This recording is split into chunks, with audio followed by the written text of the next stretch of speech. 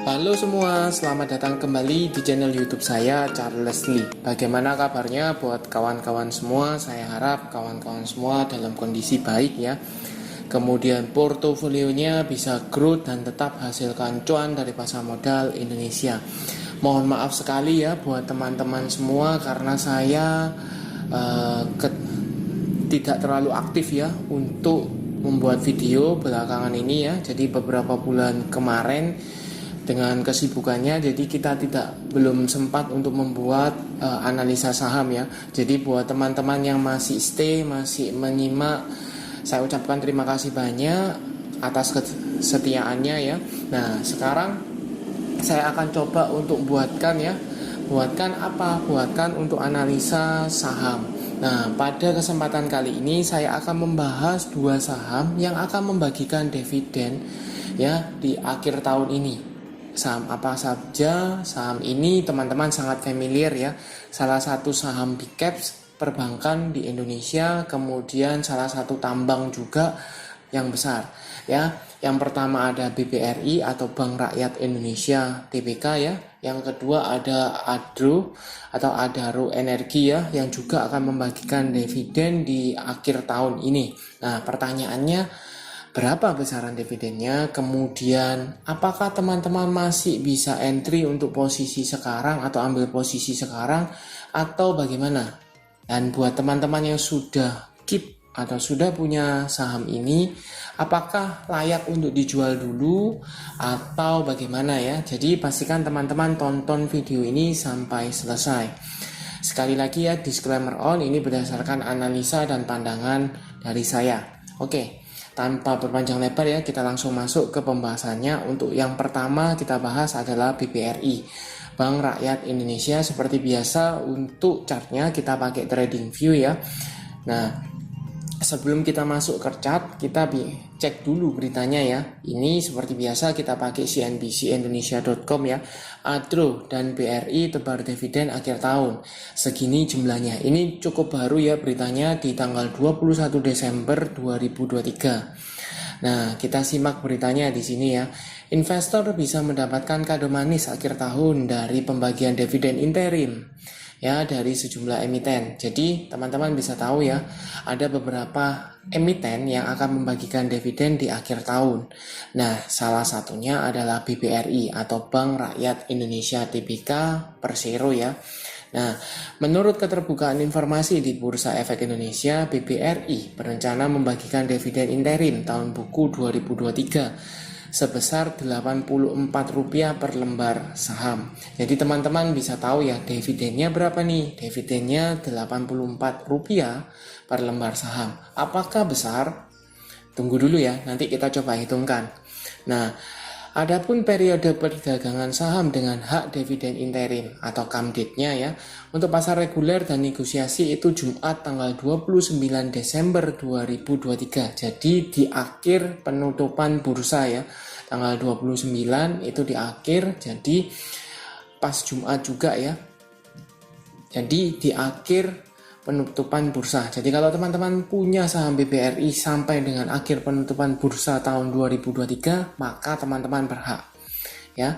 Untuk pasar tunai itu tanggal 3 Januari 2024. Jadi hari kedua atau hari pertama ya di Januari 2024. Harusnya hari kedua sih. Seperti itu. Tapi nanti koreksi ya kalau salah seperti itu. Nah, untuk ex-date-nya pasar reguler dan negosiasi itu tanggal 2 Januari 2024, sedangkan untuk pasar tunai itu 4 Januari 2024. Jadi ex-date-nya seperti itu. Jadi recording date itu tanggal 3 Januari 2024. Kemudian buat teman-teman akan dapatkan dividen atau pembayaran dividennya itu tanggal 18 Januari 2024. Jadi kurang lebih 2 mingguan ya. Nah, jadi buat teman-teman akan dapat kado nih ya dari BBRI. Teman-teman di akhir tahun, teman-teman dapat dividennya dibayarkan tanggal pertengahan Januari ya, seperti itu. Nah, kalau sekilas tentang kinerjanya jelas ya, BBRI ini mencatatkan kinerja yang positif di Q3-nya ya, tahun 2023, yaitu membukukan laba bersih berjalan yaitu 44,21 triliun rupiah, naik 12,46 secara tahunan year on year-nya ya. Ini menunjukkan apa? Ini menunjukkan bahwa kinerjanya semakin diperbaiki, semakin membaik ya, semakin membuat high record untuk labanya ya, jadi semakin tinggi seperti itu. Dan itu pun kalau teman-teman lihat tercermin di harga sahamnya ya. Kurang lebih kalau labanya itu kan karena pendapatan bunganya naik seperti itu ya. Jadi ini sekilas saja buat teman-teman bisa cek ya, seperti itu. Nah, kita kembali ke chartnya. Seperti yang tadi saya singgung bahwa kinerjanya kan positif nih, membuat peningkatan laba ya, atau naik 12%-an. Nah, itu tercermin juga di harga sahamnya. Kalau teman-teman lihat ini kan saham BBR ini sempat menyentuh di area 5.700 ya, high-nya itu di 5.700-an, dan sekarang ini masih berkutat di 5.675, 6.700. Jadi mencoba untuk mempertajam high rekornya ya. Seperti itu, all time high-nya seperti itu ya. Nah, pertanyaannya adalah apakah saham BBR ini mampu untuk mempertajamnya di 5.700 ke atas, atau malah gagal turun kembali menguji support seperti itu ya. Kalau dilihat dari potensi ya, sekali lagi potensi untuk update dari dividennya, ini beritanya sudah keluar di tanggal 21 ya, 21 Desember. Mungkin direspon pasar itu di tanggal 22-nya ya, ada respon pasar 22, 27, 28. Nah, kalau dilihat masih akan, menurut saya masih akan berkutat di 5.700-an ya, mencoba di area sana ya, seperti itu. Nah, kemudian tadi kan sudah tahu nih dividennya berapa, 84. Sekarang kalau dibandingkan dengan harga penutupan di 5.675, itu berarti setara dengan 1,7, 1,8 ya, range segituan seperti itu. Nah, apakah besar? Kalau buat teman-teman yang belum mengikuti channel YouTube saya sampaikan di sini. Kalau di kita biasanya kita patokan itu ke bunga dividen, bunga deposito. Kalau dividennya itu setara dengan bunga deposito 5-6%, maka itu kategorinya itu cukup besar ya, atau lebih di sini ya. Itu cukup besar. Tapi kalau under di bunga deposito itu bisa dikatakan tidak dividen jumbo. Ya, tidak dividen jumbo. Tapi teman-teman perlu ingat ya, Kenapa perlu diingat ya, saya note di sini bahwa BBR ini akan membagikan dividen itu setahun 2 kali. Dan teman-teman ingat juga ya, di beritanya pun dibagikan adalah dividen interim. Jadi dividen yang belum final ya. Jadi masih ada potensi untuk dividen keduanya ya. Jadi 84 nanti mungkin ditambah berapa gitu ya. Nah, kalau dilihat dari totalnya biasanya range-nya itu sekitar 3 sampai dengan 5% untuk BBRI ya. Seperti itu. Nah, pertanyaan berikutnya adalah worth it nggak nih dapat dividennya? Ya, seperti itu. Tergantung time frame teman-teman. Ya, mungkin ini video agak panjang tapi saya harap memberikan insight buat teman-teman ya. Sekalian menjawab yang teman-teman tanyakan. Bagaimana kalau seandainya saya beli untuk saham long last ya, long last yang tujuannya jangka panjang, ya jelas saham-saham big cap itu layak untuk di hold untuk jangka panjang. Kenapa? Kalau teman-teman lihat track recordnya ya, BBCA, BBRI, BBNI, BMRI itu jelas dia posisinya dia cenderung naik ya. Saya ingatkan cenderung naik ya.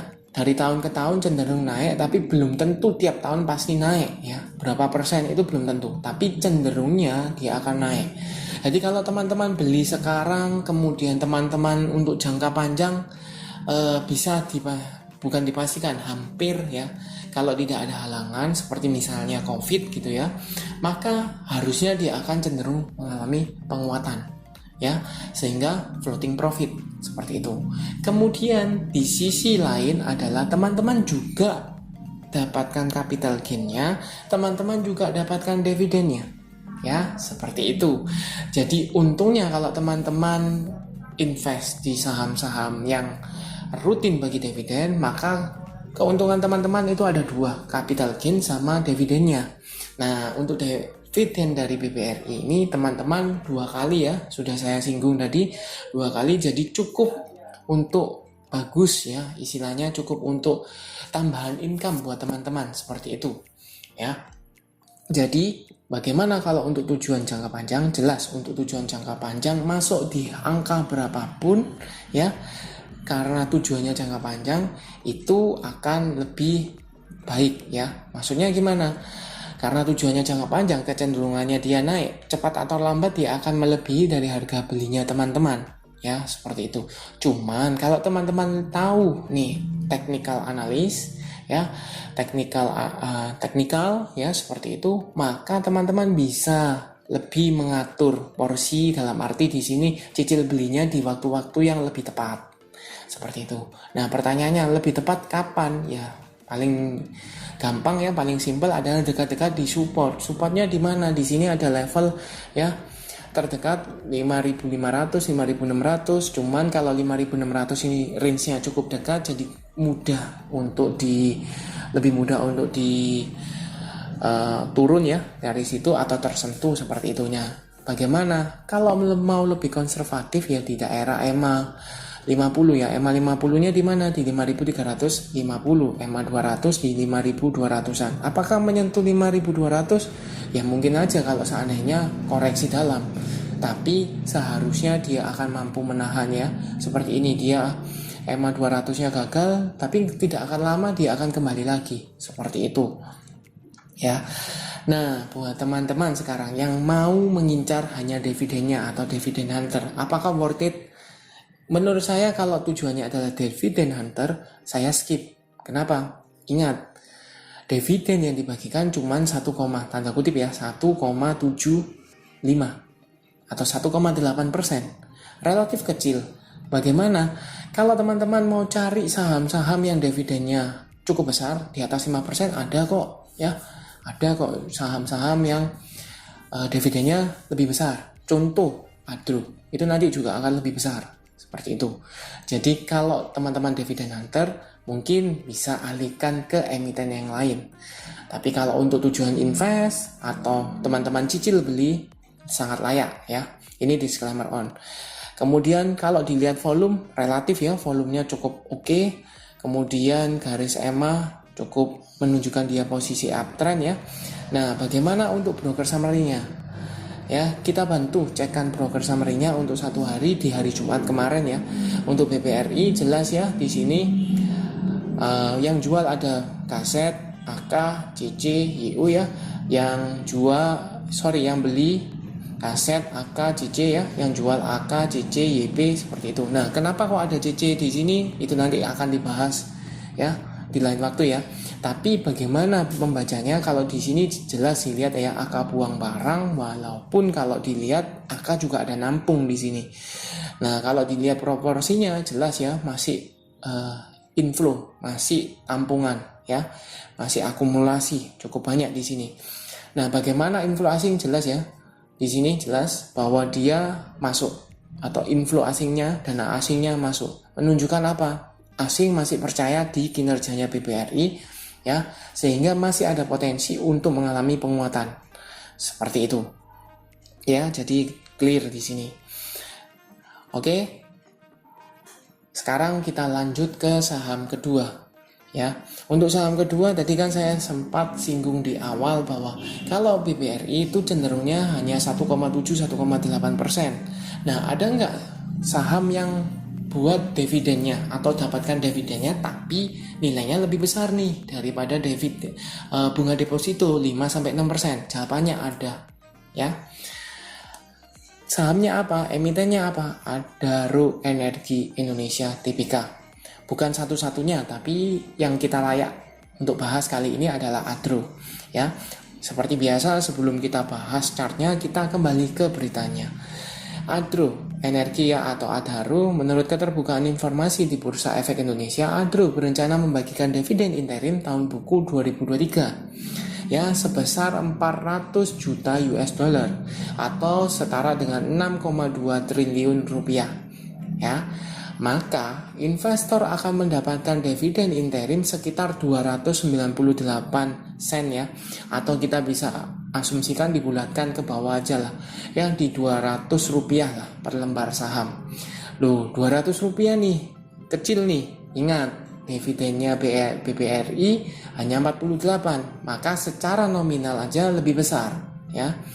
Nanti kita cek berapa sih persentasenya, kemudian kapan jadwalnya. Untuk come date-nya ya di pasar reguler dan negosiasi itu tanggal 28 Desember 2023. Jadi kalau dengan BBRI itu 1 hari sebelumnya ya. Untuk pasar tunai itu tanggal 2 Januari 2024 ya. Seperti itu. Kemudian untuk ex-date-nya tanggal 29 Desember 2023 untuk pasar reguler dan negosiasi, dan sedangkan untuk pasar tunai itu tanggal 3 Januari 2024. Untuk pembayaran sendirinya, pembayaran dividennya itu sama dengan BBRI ya, tanggal 18 Januari 2024. Jadi clear di sini. Nah, tadi kan saya sempat singgung nih, harga penutupannya sekarang berapa sih? Harga penutupannya di 2.590 ya. Sedangkan dividennya itu 200 rupiah lah, kita asumsikan di sana ya. 200 rupiah maka kurang lebih sekitar 7 atau 7 sampai dengan 8% ya. Di atas bunga deposito. Jadi kalau teman-teman dividen hunter yang mau dapatkan dividen dari persentase dividennya aja, mungkin bisa lirik Adro ya, dividennya cukup besar seperti itu. Tapi teman-teman perlu atur timing ya, perlu atur penyesuaikan. Kenapa? Kalau biasanya dividennya cukup besar, itu rawan untuk adanya dividen trap. Ketika dividen trap, teman-teman sanggup nggak ya menanggung resikonya? Resikonya berapa? Resikonya biasanya penurunannya itu kurang lebih sebesar dari jumlah dividen yang dibagikan. Jadi kalau misalnya range-nya 7%, maka kurang lebih dia akan turun 7 sampai dengan 8%. Apakah pasti 7 sampai 8%? Tidak pasti. Tapi estimasinya di arah sana. Kalau teman-teman sanggup, oke, silakan. Ya, seperti itu. Nah, bagaimana prospeknya? Kalau Adro ini dilihat secara tren dia kurang bagus ya, cenderungnya sideways. Kemudian EMA 50-nya ada di 2570-an ya, EMA 200-nya ada di 2700-an ya. Jadi posisi EMA 50 di bawah EMA 200 menunjukkan dia fasenya tidak uptrend ya, tapi sekilas secara chart jangka pendek di sini ini cenderungnya sideways. Range-nya di mana 2800 sampai dengan 2200-an di sana. Dan posisi sekarang di sekitar 2600 ya, seperti itu. Nah, buat teman-teman yang hold jangka panjang tambang, kalau tambang kurang cocok ya. Bukan berarti saya tidak senang dengan tambang, bukan. Tapi kalau dilihat tambang kan cyclical ya, sering naik, kadang turun seperti itu ya. Kadang harga misalnya batu baranya naik, kadang juga turun, bisa ya. Seperti itu, periodik lah, seperti itu. Jadi kurang cocok sebenarnya untuk invest. Tapi kalau teman-teman sudah punya, apalagi di harga bawah, apakah bisa untuk di hold? Sangat layak ya, di hold saja selama masih berada di atas level 2200-an ekstrim ya. Di atas level 2200 sangat layak lah. Istilahnya setidaknya 2200 mampu menahan pergerakannya, selama di atas masih aman. Seperti itu. Nah, buat teman-teman yang hanya mengincar dividennya, yang tidak atau kurang tahu teknikal seperti ini ya, kita lihatkan dulu ya di sini.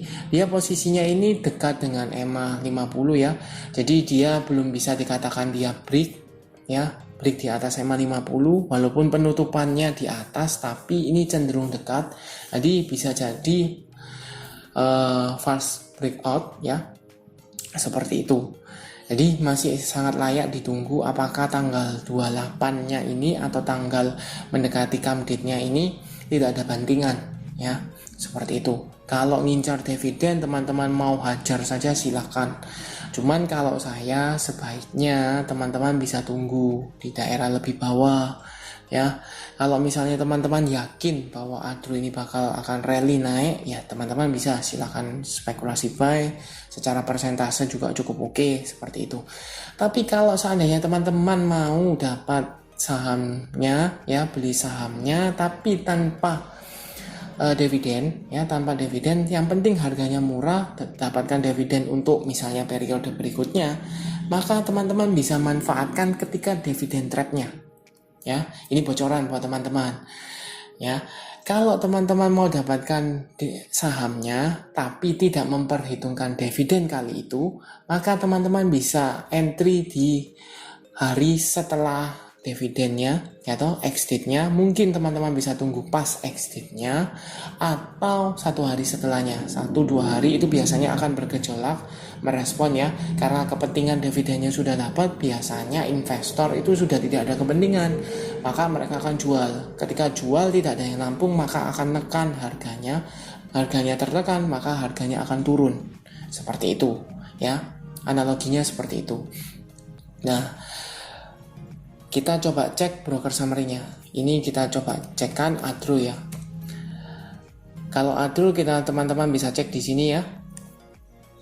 Di sini kurang lebih ada buangan barang dari NI yang nampung CC. Jadi kurang lebih ada nampung, cuman ya tidak terlalu masif ya. Tidak terlalu masif sehingga harganya cenderung stagnan. Kalaupun naik, naiknya cuma dikit seperti itu. Foreign flow setelah 2 hari keluar, teman-teman kemarin hari Jumat masuk lagi ya, dengan kurang lebih jumlahnya hampir sama dengan yang outflow. Jadi kurang lebih tidak ada pergerakan signifikan di sana. Nah, jadi bagaimana?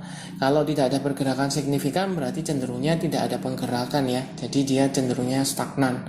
Stagnannya ini adalah bisa dimanfaatkan jualan ya, harganya dibiar stabil dibuat jualan itu mungkin bisa ya, atau nunggu kepentingannya di situ ya, seperti itu. Oke, sekian untuk video kali ini, semoga membantu buat teman-teman ya mendapatkan insight. Buat teman-teman juga feel free for comment ya untuk requestan saham apa yang di request atau dibahas, silakan feel free for comment. Oke, terima kasih sudah menonton sampai akhir. Jangan lupa like, share, dan subscribe channel YouTube saya. Dan nantikan video analisa saham